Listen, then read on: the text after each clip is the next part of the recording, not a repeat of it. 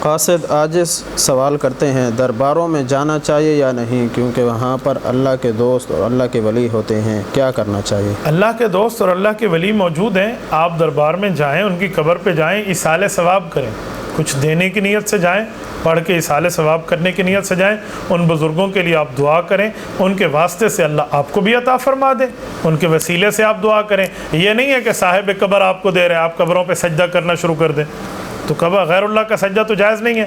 ایک بندہ مجھے اس دن کہنے لگا غیر اللہ کا سجدہ جائز نہیں ہے، تو آدم علیہ السلام کو فرشتوں نے کیوں کیا تھا، یوسف علیہ السلام کو بھائیوں نے کیوں کیا تھا؟ تو میں نے کہا چاچا پچھلے دوروں کی بات کر رہا ہے، میں شریعت محمدی صلی اللہ علیہ وسلم کی بات کر رہا ہوں۔ اللہ کا قرآن کہتا ہے لا تسجدوا للشمس ولا للقمر واسجدوا للہ الذی خلقہن، کہا اب تو سورج چاند کو بھی سجدہ جائز نہیں ہے، جسے سجدہ کرنا وہ ہے جو خالق ہے۔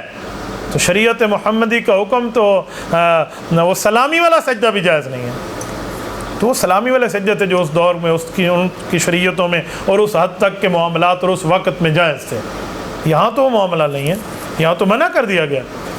اللہ کے رسول صلی اللہ علیہ وسلم فرمایا غیر اللہ کا سجدہ جائز ہوتا لامرت النساء یسجدن لازواجہن، میں بیویوں کو حکم کرتا وہ اپنے خاوندوں کا سجدہ کرتی۔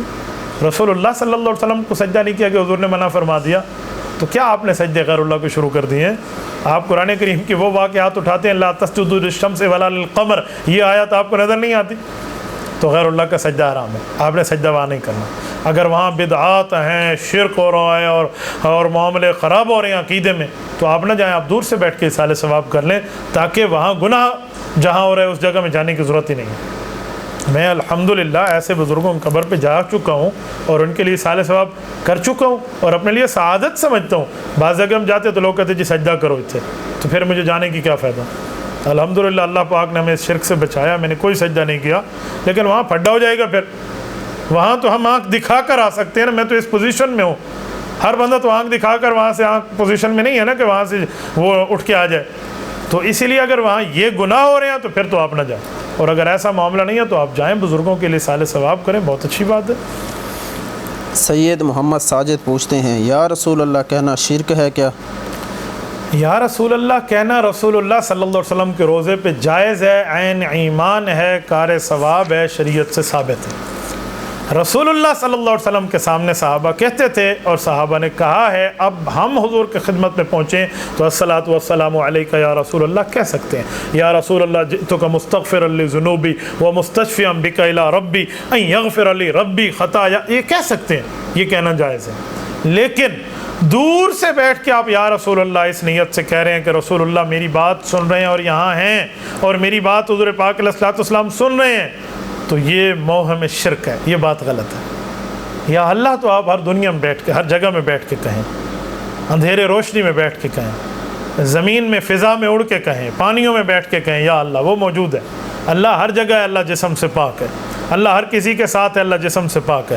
وَنَحْنُ أَقْرَبُ إِلَيْهِ مِنْ حَبْلِ الْوَرِيدِ، اللہ شارک سے زیادہ قریب ہے۔ وَنَحْنُ أَقْرَبُ إِلَيْهِ مِنْكُمْ وَلَٰكِن لَا تُبْصِرُونَ، اللہ شارک سے زیادہ قریب ہے، تم نہیں دیکھ سکتے۔ ایک بندے نے مجھے کہا قریب ہے تو دیکھ کیوں نہیں سکتے؟ میں نے کہا اللہ نے اقرب فرمایا کہ زیادہ قریب ہے، اور شاید قریب ہو تو بات دیکھنے والی ہو، جو زیادہ قریب ہو تو نہیں دکھتی۔ کہا جی وہ کیسے؟ میں نے کہا تو میرے قریب ہے، تو اور میں ایک دوسرے کو دیکھ رہے؟ کہا جی ہاں۔ میں نے کہا آنکھ کی پلکیں تجھ اور مجھ سے زیادہ قریب ہیں، تو ہم اپنی پلکیں دیکھ رہے ہیں؟ جی نہیں دیکھ رہے۔ میں نے کہا قریب اور اقرب خود سمجھ جائے، قریب کیا ہوتا ہے اور قریب سے زیادہ کیا ہوتا ہے۔ تو اللہ رب العزت کو تو ہر جگہ یا اللہ کہا جا سکتا ہے، یا رسول اللہ آپ نے کہنا ہے، یا نبی اللہ کہنا ہے، یا رحمت للعالمین کہنا ہے، تو رسول اللہ صلی اللہ علیہ وسلم کے روزے پہ جائیے، حضور پاک کے روزے پہ ٹھہریے، جی بھر کے یا رسول اللہ کہیے، جی بھر کے بات کیجئے، جی بھر کے صلاۃ و سلام پڑھیے، اور اپنے دل کی بڑاس نکال کے، اپنے گناہوں سے معافی مانگ کے، کلمہ طیبہ پڑھ کے رسول اللہ صلی اللہ علیہ وسلم کے روزے پہ اپنے ایمان کا گواہ بنائیے۔